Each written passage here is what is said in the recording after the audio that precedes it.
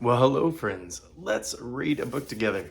If you don't know, we are on chapter 7 of All About Love by Bell Hooks. And I normally read a chapter, meander about, hopefully help you fall asleep or learn something. And I normally have a drink with me. Tonight's drink of choice is a protein smoothie because you're catching me post workout. You're not catching me post workout, like you showed up all of a sudden. I'm the one who started the video. So I'm recording this video post-workout. If you want to check out the whole playlist below, you can. If you want to join our community of people that are in various kind of stages of just personal development and growth, we have a focus there where we sometimes read books together, sometimes we listen to podcasts, sometimes we watch shows together. And basically, it's just a nice online support community. You can join through the link in my bio.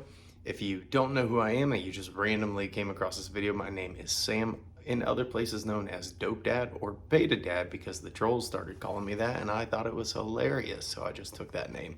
But you can find me mostly on TikTok. That's where my content gets posted kind of the quickest and the soonest, and then onto other platforms, mainly Instagram. There's a Facebook page, but I hate Facebook, y'all. Don't y'all hate? Let me know in the doobly-doo down there if you hate Facebook. I hate Facebook. Anyway, we are on chapter 7. Fun fact, I tried to record this the other night and work has been super busy. I don't know about y'all, but my brain was just too mushy. Like I was not like I'm very coherent all the time, but man, I could not. I could not. So I got a couple pages in and I was like, this is not good enough. This is not good enough for the audience, for the 3 people that watch these videos. Anyway, we are on chapter 7, Greed, Simply Love. The fading away of greed and hatred is the foundation for liberation. Liberation is the sure heart's release, an understanding of truth so powerful that there is no turning back from it. Sharon Salzberg. I'm gonna jinx it, but I already feel like my reading's better than it was the other day.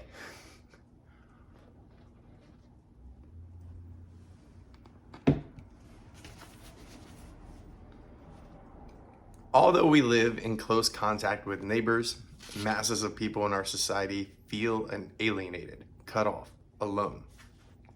Isolation and loneliness are central causes of depression and despair. Yet, they are the outcome of life in a culture where things matter more than people. Materialism creates a world of narcissism, in which the focus of life is slowly on acquisition and consumption. A culture of narcissism is not a place where love can flourish. The emergence of the me culture is a direct response to our nation's failure to truly actualize the vision of democracy articulated in our Constitution and Bill of Rights. Left alone in the me culture, we consume and consume with no thought of others. Greed and exploitation become the norm when an ethic of domination prevails. They bring in their wake alienation and lovelessness. Intense spiritual and emotional lack in our lives is the perfect breeding ground for material greed and overconsumption. In a world without love, the passion to connect can be replaced by the passion to possess. Think about that, y'all. Think about that for a second. Think about that in your intimate relationships, and I don't even mean romantic one. Intimacy can be experienced across a wide variety of relationships. But just think about it. Are you there to connect with your friend, your partner or partners, your family members? Are you there to build actual connection and understanding? Or are you there to have? You know what I mean? To have, well, I really enjoy this person's company. I want to have them around as much as possible. And the reason I say have is because that implies that possession.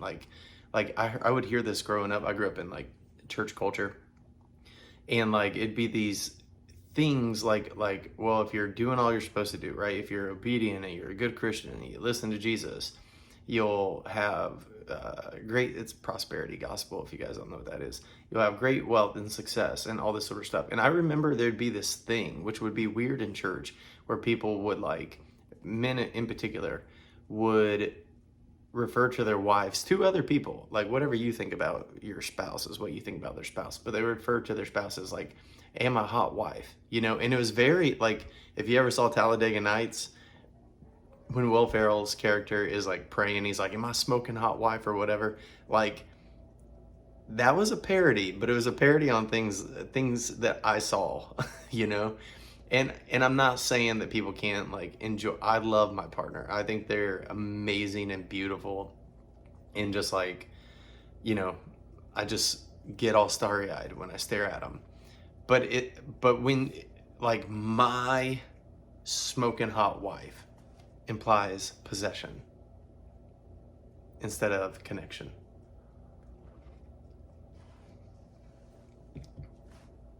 And the way that narrative I grew up hearing in church culture was like a form of Christian materialism. Oh, that's good. I'm going to talk about this on TikTok. Y'all should follow me on TikTok. But it's this deal. It's like, if I pay enough into the system, in this case, my church system, and I'm a faithful kid, a faithful follower of Jesus or whatever, my reward, which is, again, transactional, is a smoking hot wife, like Ricky Bobby would say. And it's like, I got a possession versus did I gain connection with a person? And then how does that change how you view people that you are trying to build a relationship with, right? Are you treating them as their whole self? Anyway, man, I can go off that on a tangent for a long time, but we'll never get through this chapter. While emotional needs are difficult and often are impossible to satisfy, material desires are easier to fulfill. See, man, that's what I'm saying. That's why I think like a lot of people approach relationships that way, because they're looking for the easy fulfillment. Makes sense to me. Let me know what you think. Our nation fell into the trap of pathological narcissism in the wake of wars that brought economic bounty while undermining the vision of freedom and justice essential to sustaining democracy. Nowadays, we live in a world where poor teenagers are willing to maim and murder for a pair of tennis shoes or a designer coat. This is not a consequence of poverty. In dire situations of poverty, at earlier times in our nation's history, it would have been unthinkable to the poor to murder someone for a luxury item. While it was common for individuals to steal or attack someone in the interest of acquiring resources, money, food, or something as simple as a winter coat to ward off the cold, there was no value system in place that made a life less important than the material desire for an inessential object. Whether poor or rich, in the mid-50s, most citizens in our nation felt it was the best place in the world to live because it was a democracy, a place where human rights mattered. This sense of our nation's vision sustained its citizens and served as the catalyst empowering freedom struggles in our society. In the article, Chicken Little, Cassandra, and the Real Wolf, So Many Ways to Think About the Future, Donella Meadows describes the significance of a visionary standpoint. A vision articulates a future that someone deeply wants, and does it so clearly and compellingly that it summons up the energy, agreement, sympathy, political will, creativity, resources, or whatever to make that vision happen. Our nation's active participation in global warfare called into question its commitment to democracy both here at home and abroad. The vision was diminished in the wake of the Vietnam War. Prior to the war, a hopeful vision of justice and love had been evoked by the civil rights struggle, the feminist movement, and sexual liberation.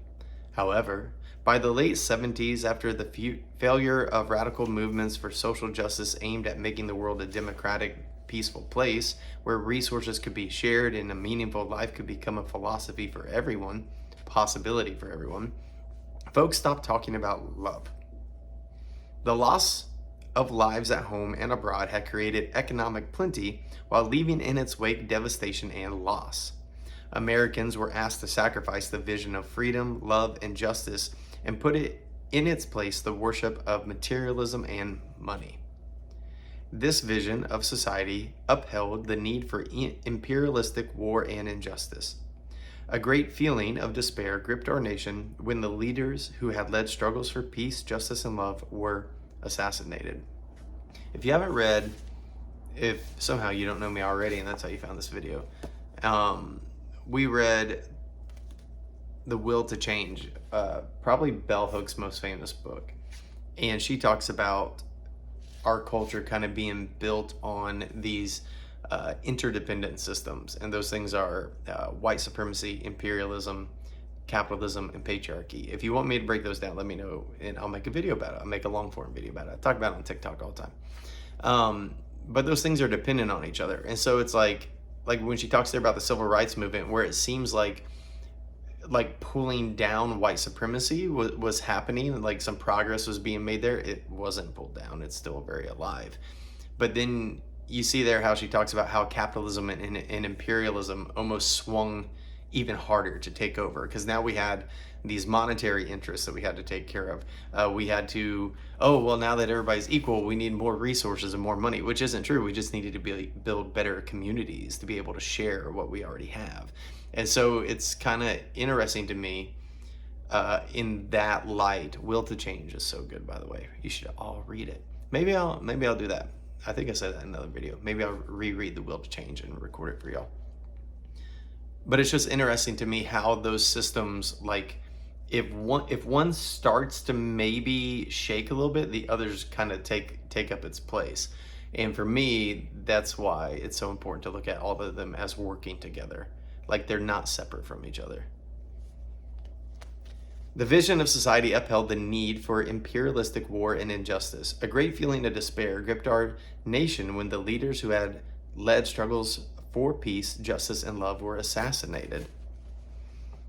Psychologically, we were in despair even as economic booms opened up jobs for women and men from previously disenfranchised groups. Instead of looking for justice in the public world, individuals turned to their private lives, seeking a place of solace and escape. Initially, lots of folks turned inward to family and relationships to find again a sense of connection and stability. Coming face to face with rampant lovelessness in the home created an overwhelming sense of cultural brokenheartedness. This is before COVID, y'all. Imagine like what she's talking about there, where people, all of a sudden we're all locked in.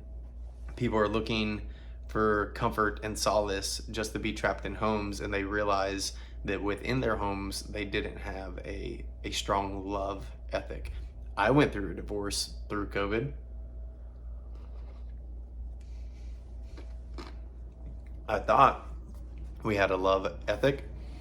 And even just the first chapter of this book, second chapter, where she talks about defining love, really opened up my eyes, because there's like these different pieces. Go watch the video.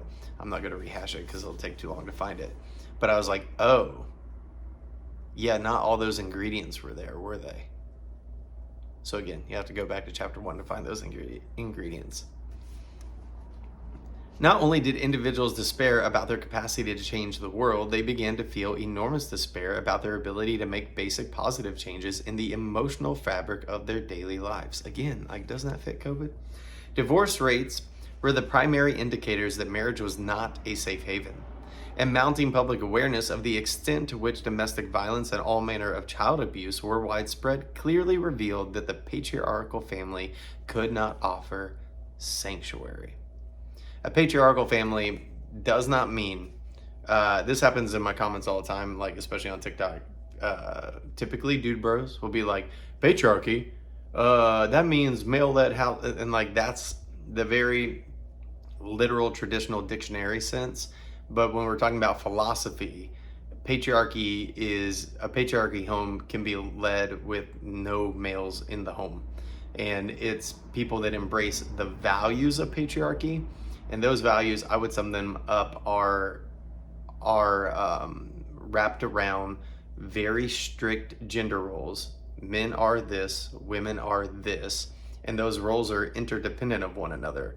So for example, and I'm not saying that a man shouldn't protect their loved ones, but a man is supposed to be the protector, and that only works if his partner is female and submissive and weaker.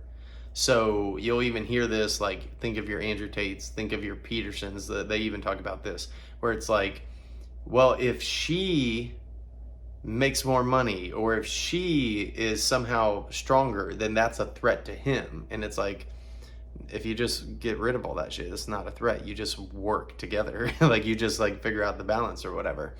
And so it's the strict adherence of those gender roles, and any stepping outside of those gender roles is a deviation.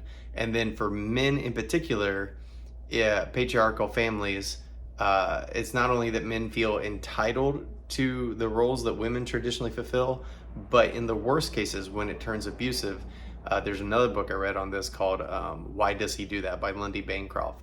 It's not only that it conditions men to be entitled to those behaviors from women according to the traditional gender roles, but they also, when they're abusive, they feel that they're allowed to enforce it, and they enforce it through domination. So if you lived in a home, even if there was not a single male identifying person there, but domination was a theme, domination, power, control, patriarchal home. Glad we cleared that up. Confronted with a seemingly unmanageable emotional universe, some people embraced a new Protestant work ethic, convinced that a successful life would be measured by how much money one made and the goods one could buy with this money. The good life was no longer to be found in community and connection.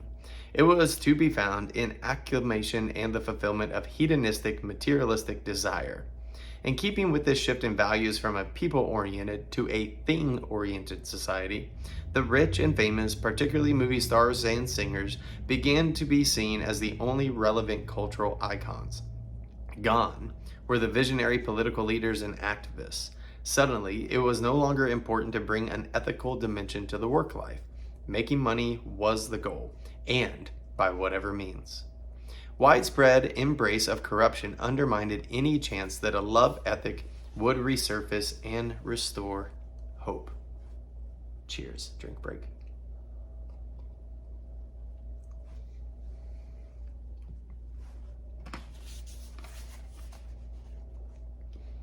By the late 70s, among privileged people, the worship of money was expressed by making corruption acceptable and the ostentatious parodying of material luxury the norm. To many people, our nation's acceptance of corruption as the new order of the day began with the unprecedented exposure of presidential dishonesty and the lack of ethical and moral behavior in the White House. This lack of ethics was explained away by government officials linking support of big business to further imperialism with national security and dominance globally. This coincided neatly with the decline in the influence of the institutionalized religion, which had previously provided moral guidance. The church and temple became places where a materialistic ethic was supported and rationalized. This is one of the things that has kind of fed my personal faith deconstruction. I would still call myself a Christian. I have no problem identifying that. My relationship with the church is difficult because of seeing how much your mainstream churches, your evangelical churches, embody those pillars I was telling you about: white supremacy, patriarchy, imperialism, and capitalism. In fact, there was a really influential church that kind of blew up a couple years ago, and then it no longer exists, called Mars Hill. There's a really good podcast, I encourage you to go listen to it, called The Rise and Fall of Mars Hill. And if you think of those things, capitalism, imperialism, white supremacy, and patriarchy, like, you'll hear those things in kind of this investigative podcast of like, what happened to this church? It was big and influential, and then like within a year it collapsed, you know. That pastor's doing fine, by the way. He just disappeared for a year and then started another church and got grosser. Among the poor and the other underclass, the worship of money became most evident by the unprecedented increase in the street drug industry, one of the rare locations where capitalism worked well for a few individuals. Quick money, often large amounts made from drug sales, allowed the poor to satisfy the same material longings as the rich. While the desired objects might have differed, the satisfaction of acquisition and possession was the same. Greed was the order of the day. Mirroring the dominant capitalist culture, a few individuals in poor communities prospered while the vast majority suffered endless, unsatisfied cravings. Imagine a mother living in poverty who had always taught their children the difference between right and wrong, who has taught them the value of being honest because she wants to provide them with a moral and ethical universe, who suddenly accepts a child selling drugs because it brings into the home financial resources for both necessary and unnecessary expenses. Her ethical values are eroded by the intensity of longing and lack. But she no longer sees herself as living at odds with the consumer culture she lives in. She has become connected, one with the culture of consumption and driven by its demands.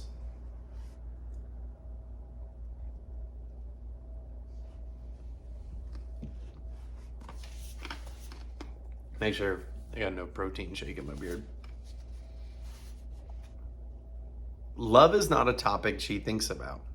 Her life has been characterized by a lack of love. She has found it makes life easier when she hardens her heart and turns her attention toward more attainable goals. Acquiring shelter and food, making ends meet, and finding ways to satisfy desires for little material luxuries. Thinking about love may simply cause her pain. She, and hordes of women like her, have had enough pain. She may even turn to addiction to experience the pleasure and satisfaction she never found when seeking love. Widespread addiction in both poor and affluent communities is linked to our psychotic lust for material consumption. It keeps us unable to love. Fixating on wants and needs, which consumerism encourages us to do, promotes a psychological state of endless craving.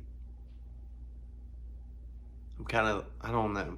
I learned in therapy that safety, like if I were writing this, I'm not trying to take anything from Bell Hooks.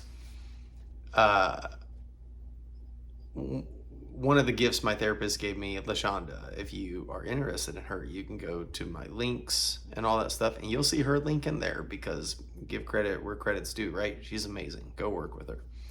But one of the things, the gift she gave me was learning how our brain and body system works.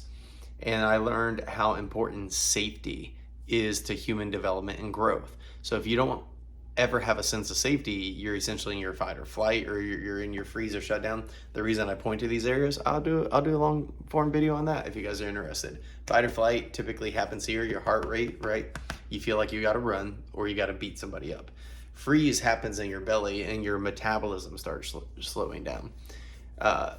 The reason I bring that up is because we know that things like poverty is traumatic, and how I would say, with my understanding, again, not taking anything away from Bell Hooks, is I think it's less about an endless state of endless states of craving, and I think it's more like not having a sense of safety, because safety, when you're there, you're able to connect with humans. Your body responds when you're in a internal nervous system state of safety by releasing chemicals that promote connection, right? That promotes understanding and promotes empathy. So someone who is constantly living under a trauma, in this case, the trauma of poverty, then when do they have the space for their nervous system to relax and to develop, you know? It's not the norm, it's the exception. And so I'd almost wonder, again, if I were writing this, it's not so much that they're chasing, like they're consuming to like get the feeling of love. I think they're consuming to get the feeling of safety. And I would say, to connect the two, that you don't have actual love without safety. Right? Like, if someone says they love you, but you're under threat from them, they don't love you. Love has to be safe. I don't remember if that's one of the ingredients. Again, I'll go back and edit this book and I'll just add my own things. But one of the ingredients to love should definitely be safety, in my opinion. This leads to an anguish of spirit and torment so intense that intoxicating substances provide release and relief while bringing in their wake the problem of addiction. Millions of our nation's citizens are addicted to alcohol and legal and illegal drugs. In poor communities where addiction is the norm, there is no culture of recovery. The poor who are addicted and who lack the means to indulge their habit are caught in a grip of major physical and emotional suffering. Addicts want release from pain. They are not thinking about love. In Stanton Peele's useful book, Love and Addiction, I would say let me piggyback on my own thing. I would say you can't experience deep connection, which would be part of love, from your fight or flight. That part of your brain that releases the chemicals so you can have the chemicals that promote that feeling of love, it turns off when you're in your fight or flight, when you're in your freeze or shutdown, when you're in a trauma response. So you can't even experience love unless you're in a place of safety. And then from there, think of how many people that maybe that if we just look at poverty, right? Like it's a plague. It's everywhere. Not the people, the problem. And it's a fixable, workable, solvable problem that we can alleviate, but we lack the will, right? Like she said earlier, we lack the political will and the resources. And well, we don't lack the resources. We just don't want to gather them and give them to the people that need them. But then think of how much better those people would be. And then also the rest of us as a culture, as a society, if everyone started with a baseline of safety. Anyway, I'll take another drink.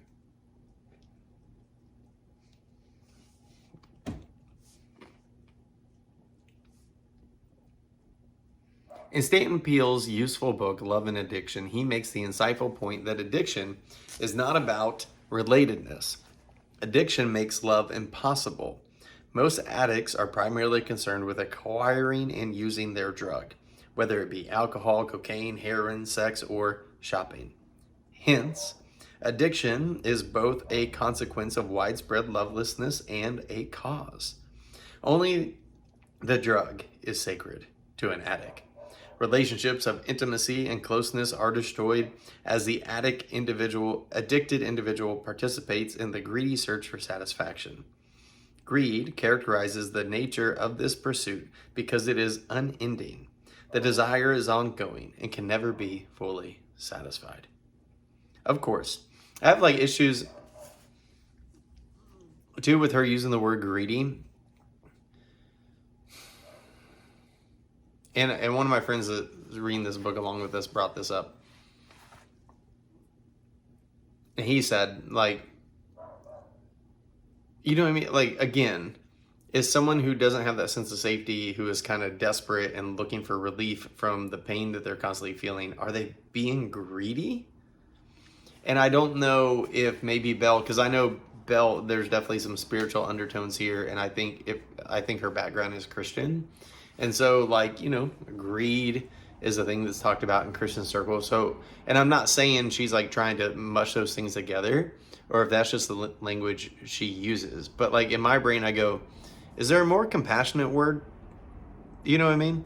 I wouldn't say a starving child whose parents left and haven't been home for a couple of days, who steals food. You know what I mean? Because they're seeking to alleviate that pain of hunger is being greedy. You know what I mean? And I wouldn't say the same thing to an addict who is looking for physical, mental, emotional relief from their pain. I don't know. The word greed is just kind of popping out to me. Of course, I was already alerted to it by my friend. Greed characterizes the nature of this pursuit because it is unending. The desire is ongoing and it can never be fully satisfied. So I guess that's why she used the word. There's got to be a better word. I don't know. Let me know what the better word is.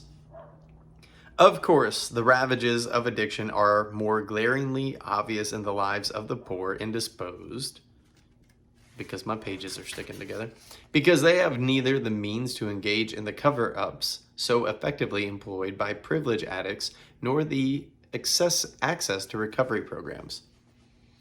When the case against O.J. Simpson was national news, there was little discussion of the role substance abuse played in facilitating the emotional estrangements in an already dysfunctional family.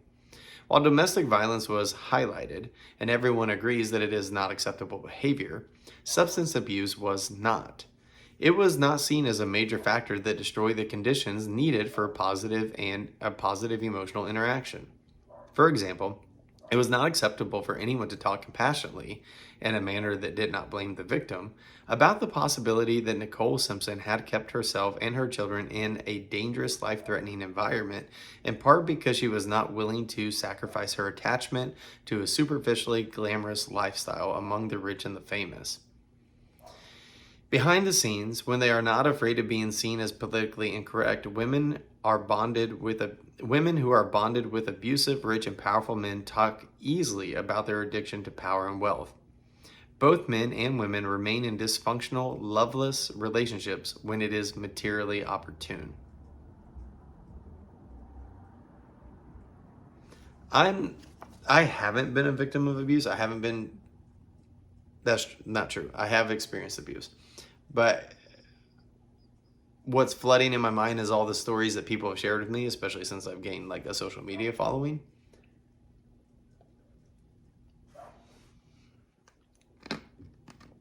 And again, like, I think I get what Belle's saying there, but I'm just like, is there a better way to say it? Because in my brain, I go impact versus intent.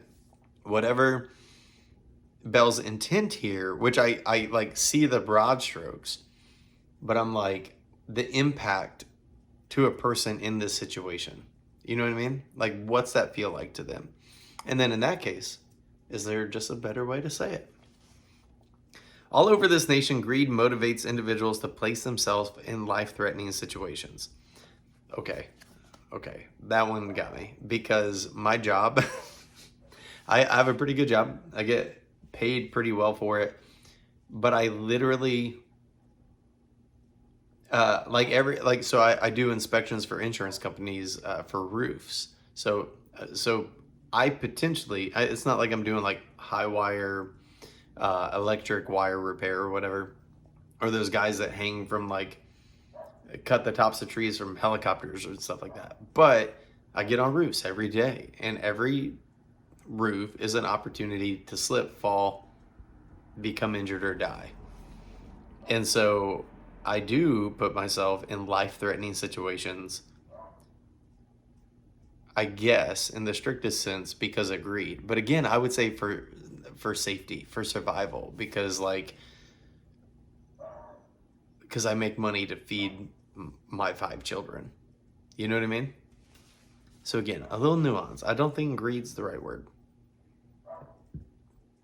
Our prisons are full of people whose crimes are motivated by greed, usually the lust for money. I think like maybe that's it. Maybe it's like the stuck on the sin language, right? Like these are kind of what are the 7 deadly sins: greed, lust, right? I think maybe that's what's like. I'm like, it's not really a lust. It's like, I need that money to feed these children. So I take a high risk job because it pays more. And that's not my fault. That would go back to that whole capitalism, imperialism thing. While this lust is the natural response of anyone who has totally embraced the values of consumerism, when these individuals harm others in the pursuit of wealth, we are encouraged to see their behavior as aberrant. We are all encouraged to believe that they are not like us, yet studies show that many people are willing to lie to gain monetary advantage.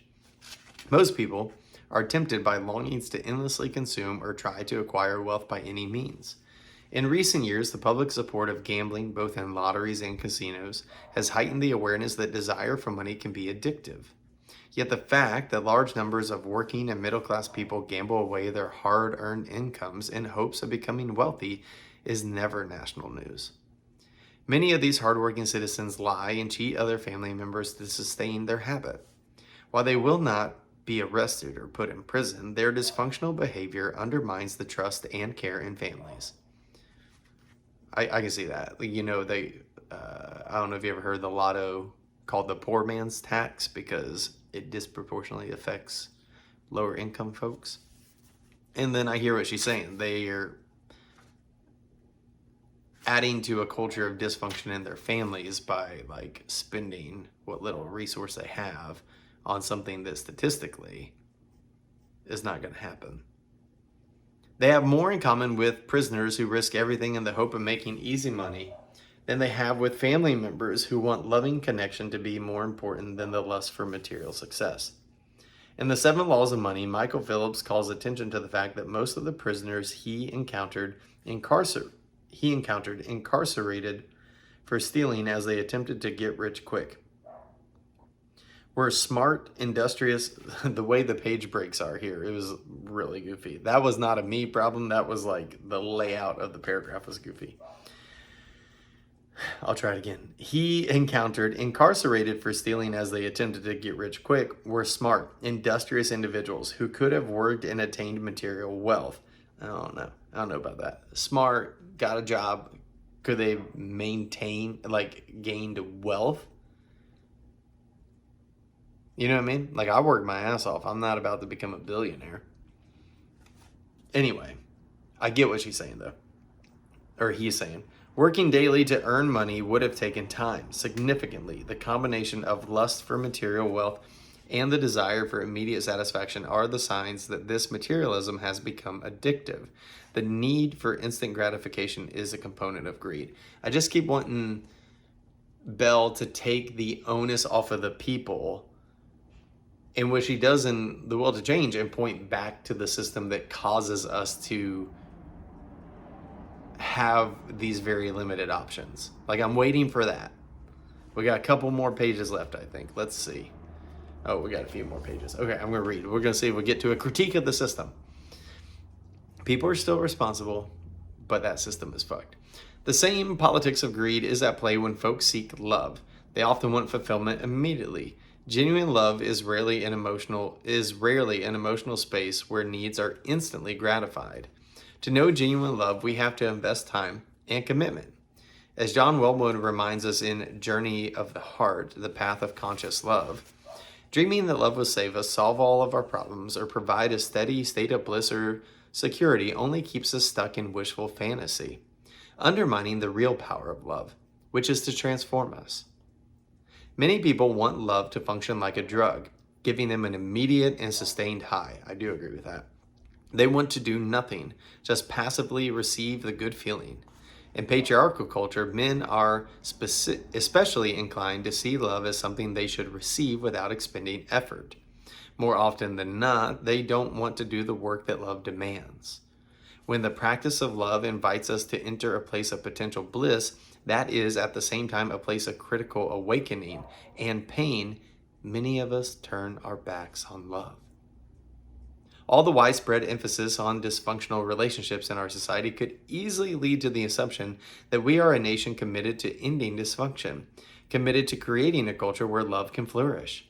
The truth is, we are a nation that normalizes dysfunction. That's true. I agree with that. I agree with that for sure. The more attention focused on dysfunctional bonds, the more the message that families are all a bit messed up becomes commonplace, and the greater the notion becomes that is just how families are. Well, you know, people just and it's like, but maybe if we worked to change some of those cultural issues and we gave people the support that they needed to have a sense of safety in their personal lives, maybe, you know, I mean, think about it. Think of a child, right? Like schools get funding based on, you know, their test scores, basically, right? And people who get better test scores, children who get better test scores have better opportunities. And what is the difference?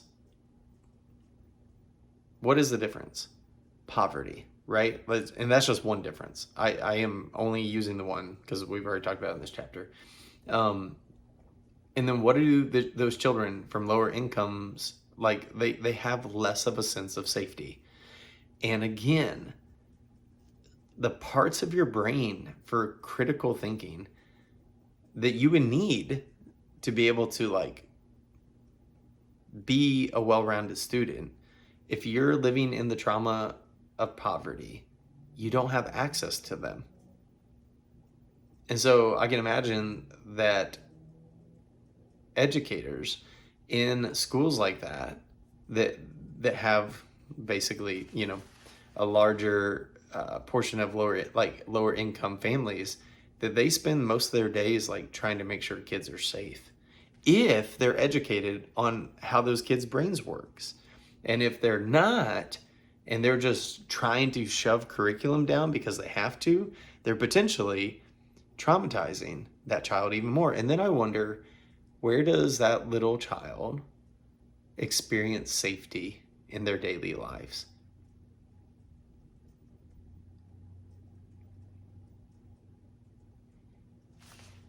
And then I wonder why we don't fucking do anything about it. Except call attention to it as a problem, if you're a politician, to gain political points and votes, right?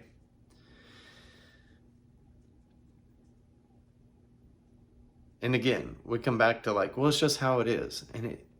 And I just go, it doesn't have to be though. And since it doesn't have to be, since we know better, we should do better. We should work to change it.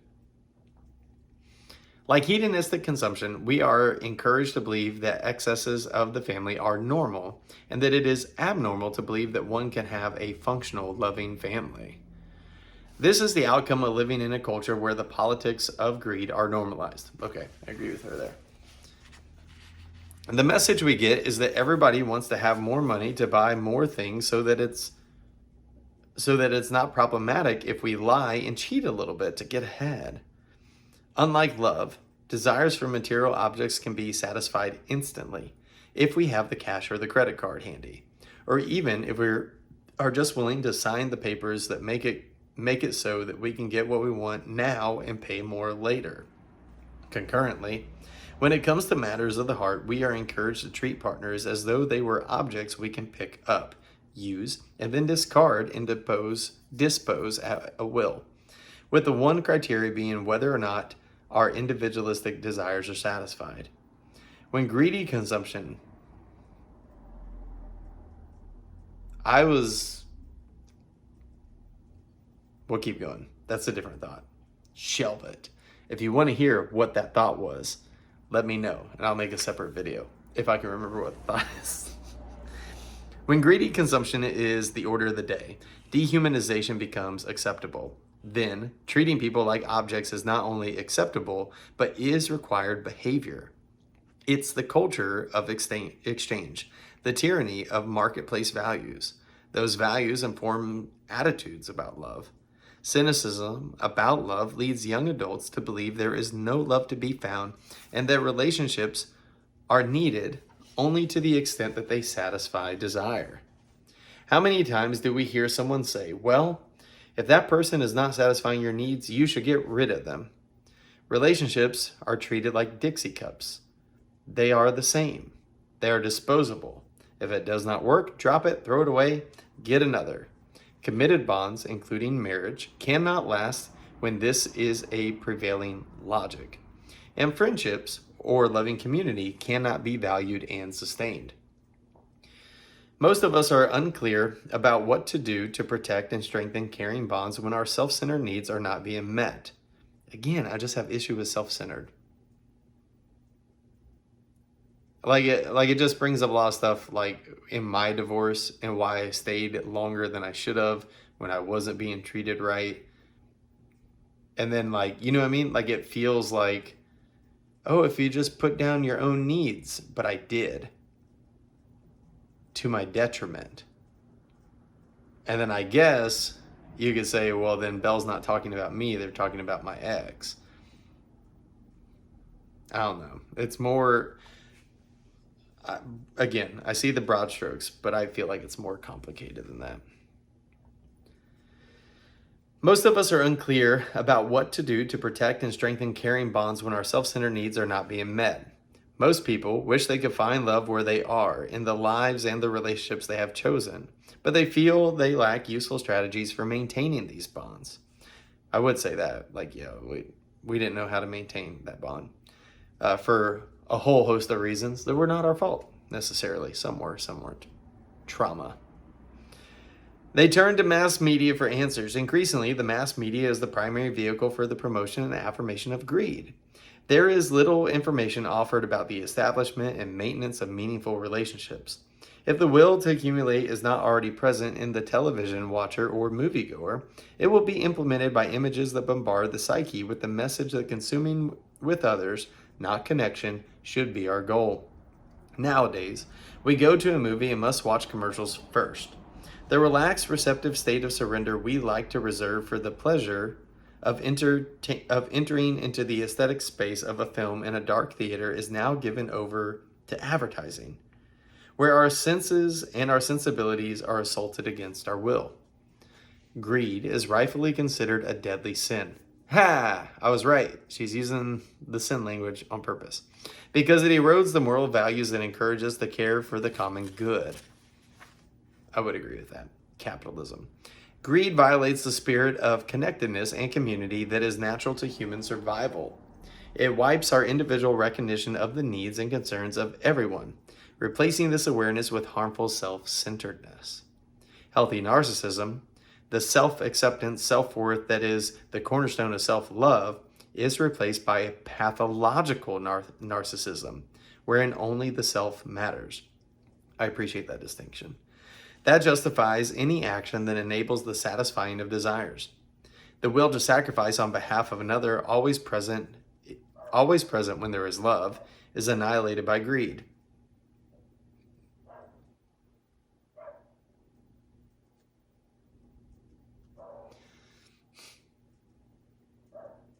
So what's coming up for me?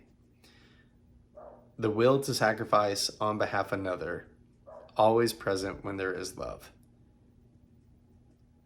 tells me that my willingness to sacrifice meant that I still had love.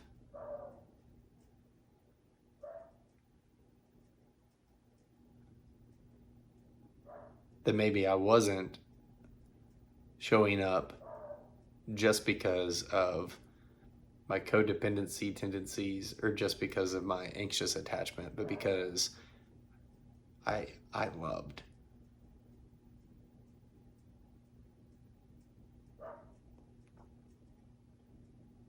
No doubt, this explains our nation's willingness to deprive poor citizens of government-funded social services while huge sums of money, fueled by the ever-growing culture of violent imperialism. There it is, critique of the system. Thank you, Bill.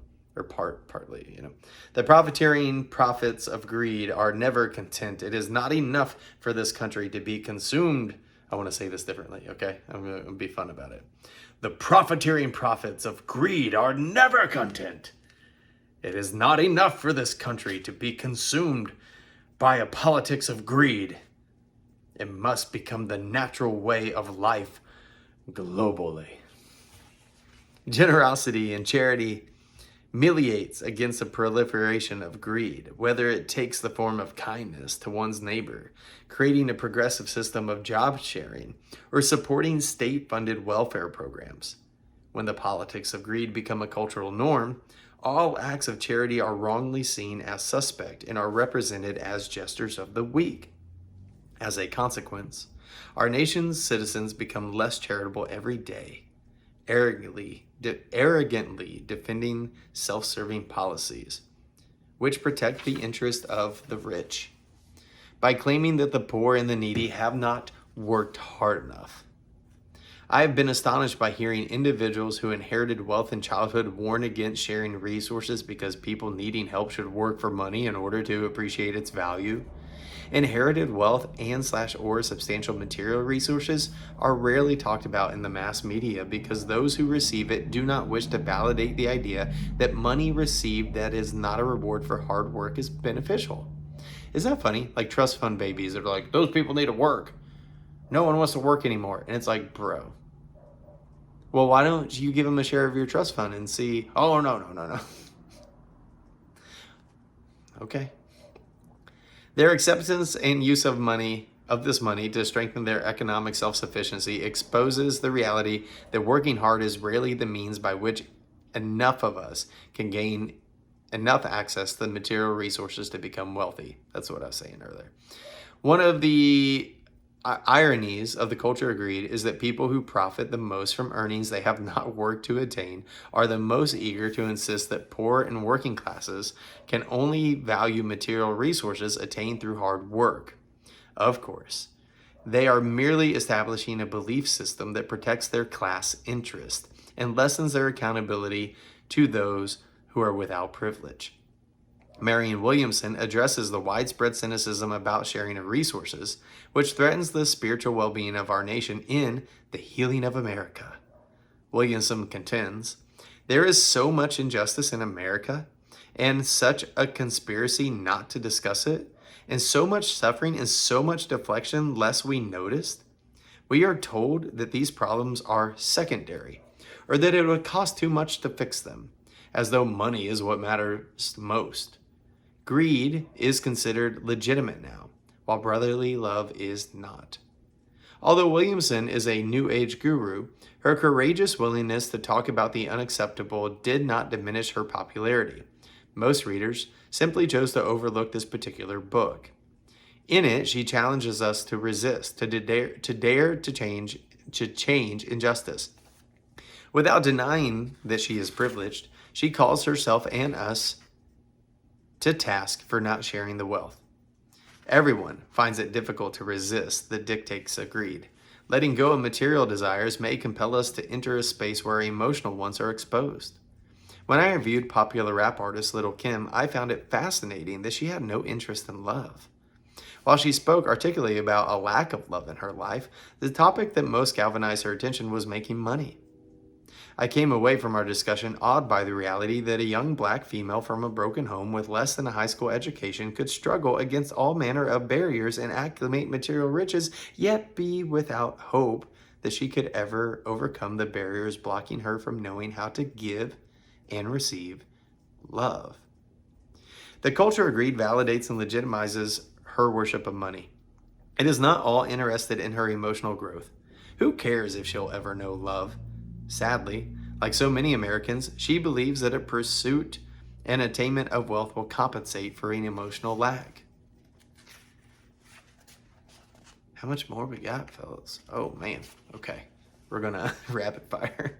Like so many of us, our nation's citizens, she does not pay close attention to the mass media messages that tell us about the emotional suffering of the rich. If money really made up for a loss of lovelessness, the wealthy would be the most blissful people on the planet. Instead, we would do well to remember again the prophetic lyrics sung by the Beatles. Money can't buy me love. Ironically, the rich who grow greedier and overprotective of their wealth are increasingly as perpetually stressed and as dissatisfied as the greedy poor who suffer endless cravings. The rich cannot get enough money. They cannot find contentment. They consume and consume and consume. Yet everyone wants to emulate the rich. In Freedom of Simplicity, Richard Foster writes, think of the misery that comes into our lives by our restless gnawing greed. We plunge ourselves into enormous debt and then take 2 or 3 jobs to stay afloat. We uproot our families with unnecessary moves so we can have more prestigious house. We grasp and grab and never have enough. And most destructive of all, our flashy cars and sports spectaculars and backyard pools have a way of crowding out much interest in civil rights or inner city poverty or starved masses of India. Greed has always had a way of severing the cords of compassion. Indeed, we ignore the starving masses in this society, the 38 million poor people whose lives are a testimony to our nation's failures to share resources in a charitable and equitable manner. The worship of money leads to the hardening of heart, and it can lead any of us to condone, either actively or passively, the exploitation and dehumanization of ourselves and others. Much has been made of the fact that so many 60s radicals went on to become hardcore capitalists, profiting by the system they once critiqued and wanted to destroy. But no one assumes responsibility for the shift in values that made the peace and love culture turn toward the politics of profit and power. That shift came about because the free love that flourished in a utopian communal hippie enclaves where everyone was young and carefree did not take root in the daily lives of ordinary working and retired people. Young progressives committed to social justice who had found it easy to maintain radical politics when they were living on the edge, on the outside, did not want to do the hard work of changing and reorganizing our existing system in ways that would affirm the values of peace and love, or democracy and justice. They fell into despair, and that despair made capitulation, there we go, to the existing social order the only place of comfort. It did not take long for this generation to find out that they loved material comfort more than justice. It is one thing to spend a few years doing without comfort to fight for justice, for civil rights, for non-white people and women of all races, but it was quite another to consider a lifetime where one might face material lack or be compelled to share resources. When many of the radicals and or hippies who had rebelled against excess privileges began to raise children, they wanted them to have the same access to material privileges they had known, as well as the luxury of rebelling against it. They wanted them to be materially secure. Concurrently, many of the radicals and or hippies who had come from backgrounds of material lack were also eager to find a world of material plenty that would sustain them. Everyone feared that if they continued to support a vision of communalism, of sharing resources, that they would have to make do with less. Lately, I have sat around dinner tables with fancy food and drink, dismayed as I listened to reformed radicals joke about the fact that they would never have imagined years ago that they would become social liberals and fiscal conservatives. People who want to end welfare while promoting and supporting big business. Williamson makes this insightful point. The backlash against welfare in America today is not really a backlash against welfare abuse so much as it is a backlash against compassion in the public sphere. While America is full of those who would police our private morals, there is far too little questioning of societal morals. We are among the richest nation on earth, yet we spend a trivial amount on our poor compared to that spent by every other Western industrialized nation. 1/5 of America's children live in poverty. Half of our African American children live in poverty. We are the only industrialized Western nation that does not have universal health care. These are the truths no one wants to face. Many of our nation's citizens are afraid to embrace an ethics of compassion because it threatens their security. Brainwashed to believe that they can only be secure if they have more than the next person, they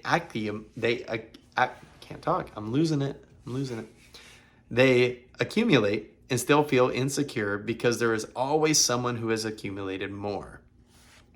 We are all witnessing the ever-widening gap between the rich and the poor, between the haves and the have-nots.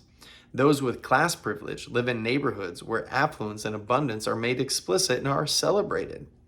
The hidden cost of that affluence is not apparent, however. We need not witness the suffering of so many that the few may live in a world of excessive luxury. I once asked a rich man who had only recently attained his status what he liked most about his new wealth.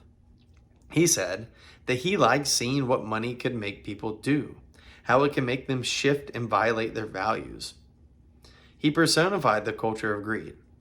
His pleasure in being wealthy was grounded in the desire to not only have more than others, but to use that power to degrade and humiliate them. To maintain and satisfy greed, one must support domination. And the world of domination is always a world without love. We are all vulnerable. We have all been tempted, even those of us committed to an ethic of love are sometimes tempted by greedy desires. They are dangerous times. It is not just the corrupt who fall sway to greed. Individuals with good intentions and kind hearts can be swept away by unprecedented access to power and privilege. When our president exploits his power and consensually seduces a young woman in the government's employ, he gives public expression to this greed. His actions reveal a willingness to place all he holds dear at the risk for satisfaction of a hedonistic pleasure. That so many of our nation's citizens felt his misuse of power was simply the way things are done. That he simply had the misfortune of getting caught. That it's locker room talk, that whole bullshit, is further testimony that the politics of greed are condoned. They exemplify the greedy mind set that threatens to consume our capacity to love, and with it our capacity to sacrifice on behalf of those we love. Concurrently, the young woman involved manipulates facts and details, and ultimately prostitutes herself by selling her story for material gain because she is greedy for fame and money. And society condones this get-rich-quick scheme. Her greed is even more intense because she also wants to be seen as a victim. With the boldness of any con artist working the capitalist addiction to fantasy, she attempts to rewrite the script of their consensual exchange of pleasure so that it can appear to be a love story. Her hope is that everyone will be seduced by the fantasy and will ignore the reality that deceit, betrayal, and a lack of love and a lack of care for the feelings of others can never be a place where love will flourish. There's this person on TikTok right now. I've only seen a couple of their videos and I'm like, I am not engaging with that mess. But as someone who was the other woman in an affair,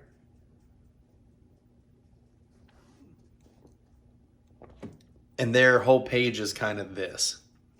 Like, well, you know, he and I and she's full chested about it, man. It's like, but what about that other human, right? There was another human involved in here.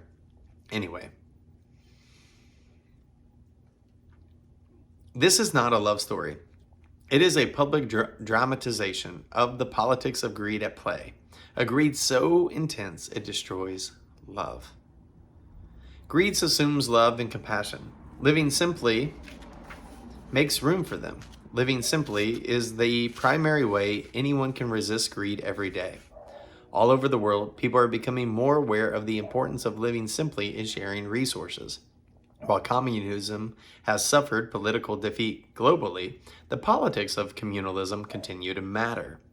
We can all resist the temptation of greed. We can all work to change public policy, electing leaders who are honest and progressive. We can turn off the television set.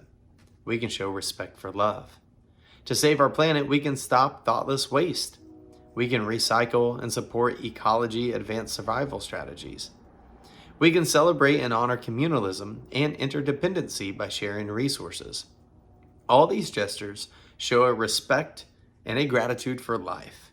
When we value the delaying of gratification and take responsibility for our actions, we simplify our emotional universe. Living simply makes loving simple. The choice to live simply necessarily enhances our capacity to love. It is the way we learn to practice compassion, daily affirming our connection to a world community. And there you go, y'all. Made it to chapter 8. That was the longest video yet. I think it was the longest chapter yet, practically, because I felt like I didn't ramble as much as I sometimes do, but I am prone to ramble. If you enjoy that, there's a whole playlist below. Hit that like and subscribe button. Share the video if you want to. Let me know if any of those things sparked an interest in you and you would like me to talk more about it. If you would like to get more content from me, again, Dope Dad, Beta Dad, on TikTok, Instagram. If you would like to interact with me more one-on-one, you can join our community. You can find all that on my page in the links. Until then, until next time, grace and peace.